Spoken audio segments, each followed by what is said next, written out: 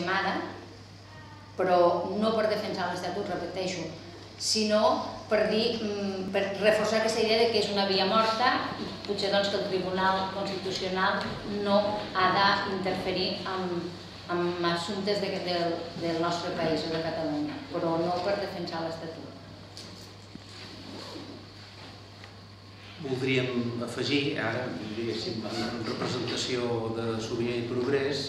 que tenim molt clar qui són els representants polítics que hem votat al Parlament de Catalunya, que el Parlament de Catalunya és qui ha posat en marxa la dinàmica de modificació de l'Estatut i, per tant, reclamarem amb tota la força necessària que el Parlament de Catalunya es posicioni, es posi d'acord per proposar al poble de Catalunya una sortida en aquesta situació, que realment em costa molt de creure que un tribunal constitucional, després que una llei del bloc constitucional hagi passat per un referèndum,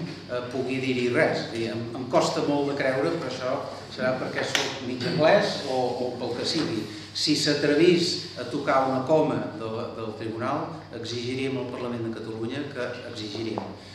Demanaríem amb totes les nostres forces que el Parlament de Catalunya adoptés una posició unitària.